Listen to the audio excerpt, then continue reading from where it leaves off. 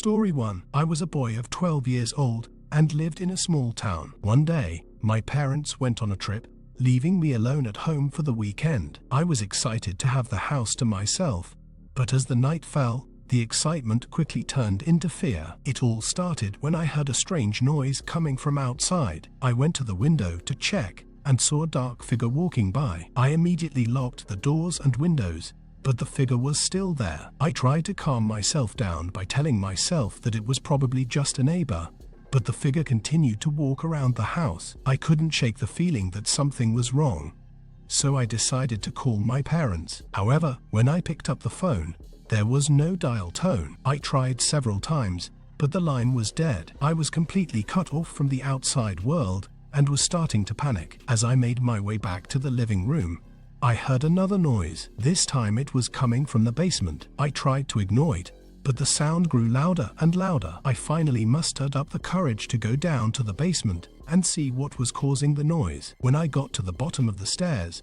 I was greeted by complete darkness. I felt my way to the light switch and flipped it on, but the light wouldn't turn on. Suddenly, I heard a voice behind me, whispering my name. I froze in terror, unable to move. The voice continued to whisper my name over and over again. I quickly ran back up the stairs and locked the door to the basement. My heart was racing, and I was starting to feel lightheaded. I knew I needed to calm down, so I took several deep breaths and tried to think logically about what was happening. As I sat on the couch, I heard a knock at the front door. I slowly made my way to the door, but when I looked through the peephole, there was no one there. I opened the door and stepped outside, but there was no one in sight. I returned to the living room and tried to turn on the TV, but the screen was just static. I tried the radio, but all I could hear was white noise. I was completely cut off from the outside world and was starting to feel isolated and helpless. As the night went on, the noises and whispers continued. I tried to stay calm,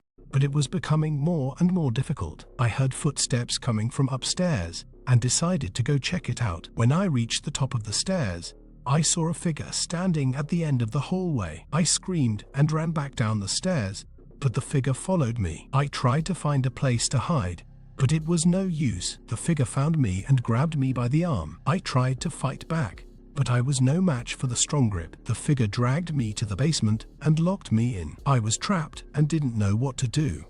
Days passed and I was still trapped in the basement. I had no food or water and was starting to lose hope. I was completely alone and didn't know if anyone was coming to rescue me. Finally, on the fourth day, I heard the sound of footsteps coming down the stairs. The door to the basement opened, and I was finally able to escape. I stumbled out of the basement and into the light, where I was greeted by my parents. They told me that they had returned early from their trip because they were worried about me. They had tried to call but couldn't get through, so they came back to check on me. When they arrived, they found the house empty and searched for me. They eventually found me locked in the basement and rescued me. I told them about the strange noises and the figure that had dragged me to the basement, but they didn't believe me. They thought I was just scared and imagining things, but I knew what I had experienced was real, and it still haunts me to this day. After the traumatic experience, I couldn't stay in that house any longer. My parents eventually sold it,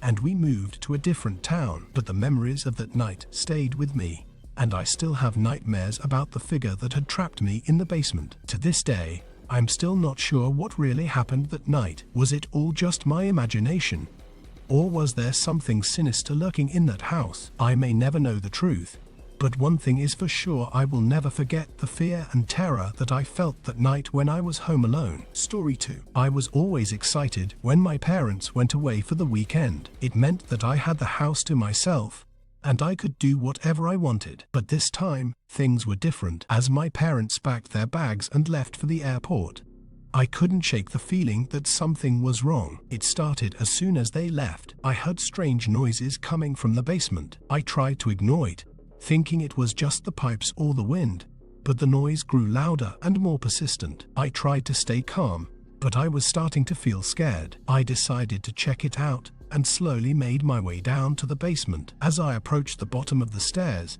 I was met with complete darkness. I felt for the light switch, but it wouldn't turn on. Suddenly, I heard a voice coming from the shadows. It was a low, whispery voice that I couldn't make out. I quickly ran back up the stairs and locked the door to the basement. My heart was racing, and I was starting to feel lightheaded. I tried to call my parents, but my phone was dead. I was completely cut off from the outside world and was starting to panic. As I made my way back to the living room, I heard more strange noises coming from outside. I went to the window to check, but I couldn't see anything. Suddenly, the power went out, and the house was plunged into darkness. I was completely alone and didn't know what to do. The noises continued throughout the night, growing louder and more persistent. I tried to hide in my room, but I could hear the sounds of footsteps coming from the hallway. I tried to stay calm, but I was starting to feel trapped. As the night went on, the fear and paranoia started to take hold. I felt like I was being watched,